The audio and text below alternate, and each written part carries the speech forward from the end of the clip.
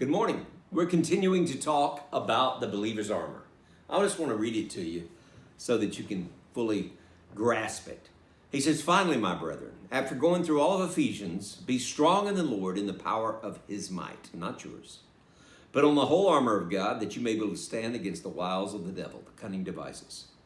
For we do not wrestle against flesh and blood, against principalities and powers, against the rulers of the darkness of this age, against spiritual host of wickedness in the heavenly places."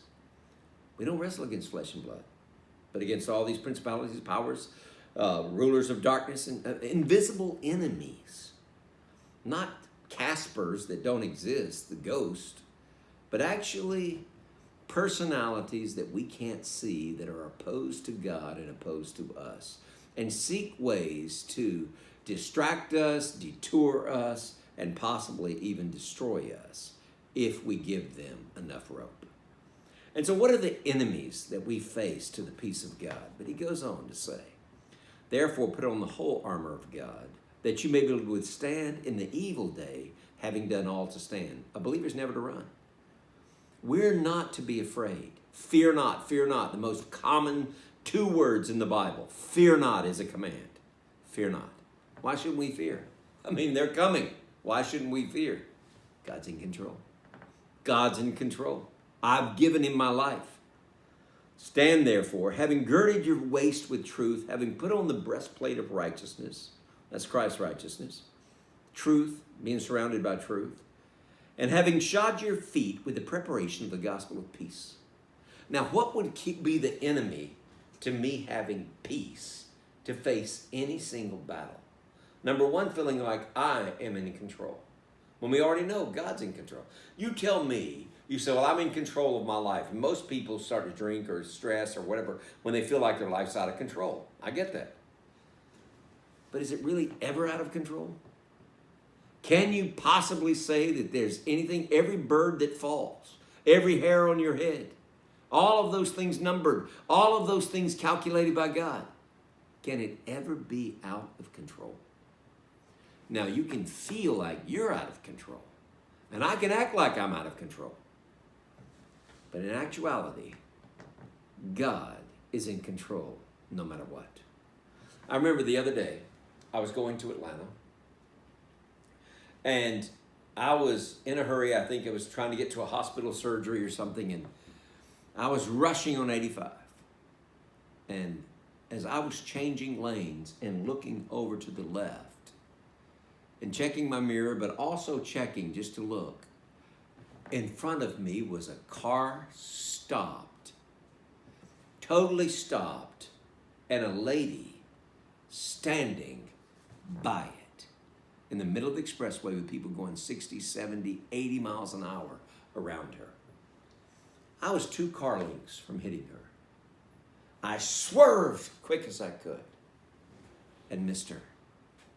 And I thought, that could have been one of the darkest days of my life, and certainly for hers.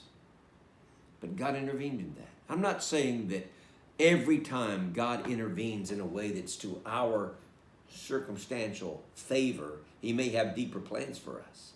Even then, he's in control. But the minute I thought, I said, "God, if there'd been somebody in this right lane when I swerved over, I'd have hit him. But you took care of that."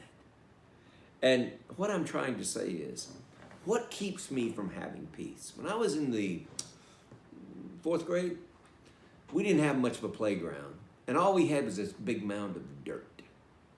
But you know what our big game was? King of the hill. Who will be king of the hill? Now, you've got to decide something. You'll never have peace as long as you are king of the hill.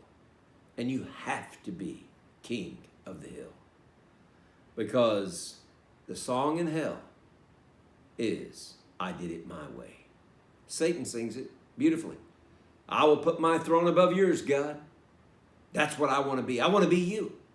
I don't want you telling me what to do. Adam and Eve sang it when they ate the fruit. I don't want you telling me that I don't have to eat this fruit.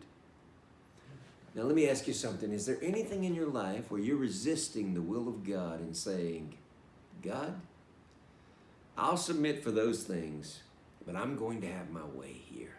I know the Bible says this. And I can make up a lot of excuses and try to justify it and rationalize it. But I can't take away the guilt. I know it's wrong. And I'm still doing it. Until you come to the place in your life where you say, God, give me the grace to let this go. And you choose it. You can't have peace. It's an impossibility. So is there any place in your life and my life that I'm still hanging on to some stubborn self-will that says there's only room for one to drive in this car? There's only room for one boss here, God. I'll let you do some things. I'll let you take me to heaven. I'll let you take care of my kids. I'll let you make a living for me. I'll let you make sure I get a good job and I don't get a bad report at the doctor and all these kind of things. But at the end of the day, you're still in control. Until you relinquish every single bit of your life to Him and submit it, you can't have peace. What did Jesus say? Come unto me, all ye that labor are heavy laden, and I will give you rest. How can He do that? Because my yoke is easy and my burden is light. How can your yoke be easy? You've got to go to the cross. I only have to do one thing. My food is to do the will of Him that sent me and to finish His work. How many times the Father say, Thou art my beloved Son in whom I'm well pleased. He was well pleased with him by just being in his condition of submission. He submitted even to the cross. And therefore God tells us in Philippians, He's exalted him to the right hand of God where every tongue confesses, every knee will bow one day and confess that He is Lord. There is a reward for submitting everything to God. And the first reward is peace. Peace that passes understanding. God will give it to you. Whatever the devil's telling you, you can't let go. He's a liar. Let it go. And have peace. God bless you. You have a great day.